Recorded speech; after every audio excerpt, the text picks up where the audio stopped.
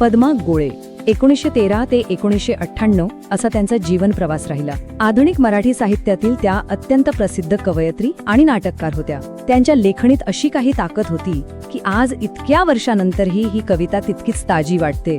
त्यांचं साहित्यातलं योगदान अफाट आहे.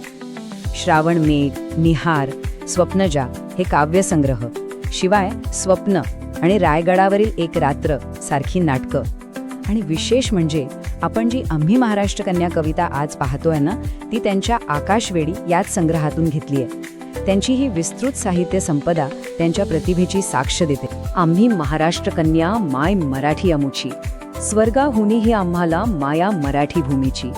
कवयित्री पद्मा गोळे यांच्या या ओळी ऐकता क्षणीच अंगावर काटा येतो, नाही का? या ओळी केवळ शब्द नाहीत, तर एका अशा महान परंपरेची ओळख आहेत जिने भक्ती आणि शक्ती यांचा एक अतिशय सुरेख संगम पाहिलाय. आज आपण याच अतुलनीय आणि रोमांचक वारशाचा वेध घेणार आहोत. आजच्या या आपल्या विशेष विश्लेषणात आपण आम्ही महाराष्ट्र कन्या या प्रसिद्ध कवितेचा साहित्यिक प्रवास उलगडणार आहोत.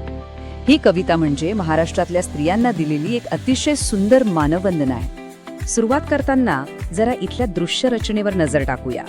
शब्दांच्या सोबतीला जी चित्र दिली आहेत ती खूप काही सांगून जात आहेत. एका बाजूला शांतपणे ध्यान करणारी आणि जात्यावर दळण दळणारी स्त्री दिसते, जी आध्यात्मिक भक्तीचं प्रतीक आहे. तर दुसऱ्या बाजूला पाठीवर बाळ बांधून हातात ढाल तलवार घेतलेली रणरागिणी प्रखर शौर्य दाखवतेय. हे दृश्य कवितेच्या दुहेरी अर्थाला अगदी अचूकपणे न्याय देतं. पहिला भाग पाहूया, तो म्हणजे भूगोलाचा अभिमान. कवयित्रीने महाराष्ट्राच्या लेकींची ओळख थेट इथल्या निसर्गाशीच जोडली आहे. आता दुसऱ्या कडव्यातच बघा, काळा सह्याद्रीचा कडा, कळसुबाईचे शिखर, कृष्णाभिमा गोदेसंगे असा स्पष्ट उल्लेख येतो. काळा कुट्ट आणि कणखर सह्याद्री, उंच असं कळसुबाईचं शिखर आणि कृष्णा, भीमा, गोदावरी ह्या नद्या. ही नावे केवळ नकाशामधील ठिकाणे नक्कीच नाहीत. इथल्या स्त्रियांचा स्वभावही याच सह्याद्रीसारखा कणखर आणि या नद्यांसारखा निरंतर प्रवाही आहे, हेच यातून सांगायचे.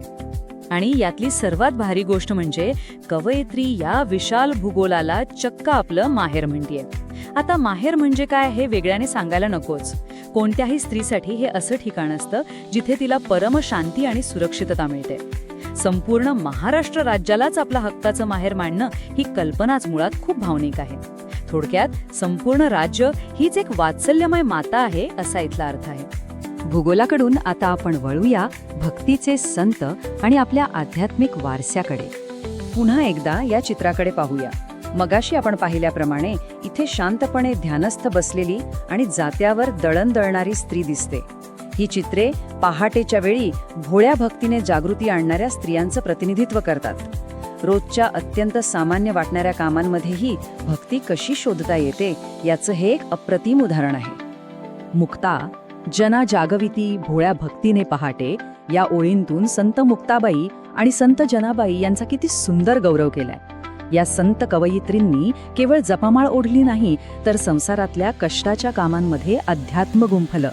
त्यांच्या या भोळ्या म्हणजेच निरागस भक्तीने त्यांनी फक्त स्वतःलाच नाही, तर आपल्या शिकवणीतून संपूर्ण जनसामान्यांना जागृत केलं. हाच तर आपल्या महाराष्ट्राच्या कन्यांचा भक्कम आध्यात्मिक पाया आहे. आता आपण शांततेकडून एका ज्वलंत पर्वाकडे जाणार आहोत. ते म्हणजे स्वातंत्र्याच्या रणरागिणी. या चित्राकडे पाहिल्यावर खरंच ऊर अभिमानाने भरून येतो, होय ना? पाठीवर आपल्या लहानग्या बाळाला घट्ट बांधून, एका हातात ढाल आणि दुसऱ्या हातात तलवार घेऊन घोड्यावर स्वार झालेली ही रणरागिणी बघा. ही केवळ एक कलाकृती नसून मातृत्वाची जबाबदारी आणि मातृभूमीचं रक्षण या दोन्ही गोष्टी एकाच वेळी पेलणाऱ्या महाराष्ट्रातल्या शूर स्त्रियांचे हे प्रातिनिधिक रूप आहे. आणि म्हणूनच कवितेच्या चौथ्या कडव्यात एक भन्नाट विरोधाभास पाहायला मिळतो. म्हणा कळ्या या जाईच्या, परी मायभूमीसाठी करू हातांचीच ढाल. बघा, एका बाजूला या स्त्रिया जाईच्या कळ्यांसारख्या नाजूक आणि कोमल वाटतात, पण जेव्हा आपल्या मायभूमीवर संकट येतं तेव्हा याच नाजूक हातांची अभेद्य ढाल बनवण्याचं धाडस त्यांच्यात असतं. कोमलता आणि कठोरता यांचा हा समतोल खरोखरच थक्क करणारा आहे. थोडक्यात सांगायचं तर इथे दोन ऐतिहासिक आदर्शांची अतिशय अचूक तुलना केली आहे. एका पारड्यात आहेत मुक्ताबाई आणि जनाबाई, ज्यांनी भक्तीचा मार्ग दाखवला, आणि दुसऱ्या पारड्यात राजमाता जिजाबाई आणि झाशीची राणी लक्ष्मीबाई, ज्यांनी स्वातंत्र्याची गीते शिकवली. जिजाबाईंनी शिवरायांना घडवून स्वराज्याचं बीज रोवलं आणि राणी लक्ष्मीबाईंनी स्वातंत्र्यासाठी प्राणांची आहुती दिली. हे दोन भिन्न प्रवाह एकत्र येऊनच तर महाराष्ट्राच्या स्त्रीत्वाची ओळख पूर्ण होते. पण मग हा सगळा वारसा मांडून कवयित्रीला नक्की सांगायचे तरी काय? पाहूया पद्मा गोळे यांचा शाश्वत संदेश. आता वळूया कवितेच्या परमोच्च बिंदूकडे. अवघ्या भारताची सेवा बाणा आमुचा मराठी, प्राण तळ हातावरी सर्वांसाठी देशासाठी. काय विचारे बघा. इथे कवयित्रीने महाराष्ट्राचा जो प्रादेशिक अभिमान आहे ना, तो अत्यंत विशाल करून संपूर्ण देशाच्या सेवेला समर्पित केलाय.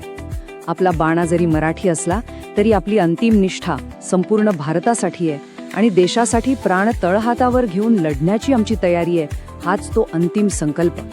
मग आता जाता जाता एक विचार करूया. आपण सह्याद्रीची कणखरता पाहिली, संतांची भक्ती पाहिली आणि रणरागिणींचं शौर्यही अनुभवलं. आपली मुळे घट्ट धरून संपूर्ण देशाची सेवा करण्याचा हा संदेश आपण आजच्या आधुनिक जीवनात कसा लागू करू शकतो? हा वारसा केवळ इतिहासाच्या पुस्तकात न राहता तो आपल्या आचरणात कसा उतरवता येईल याचा नक्की विचार करा.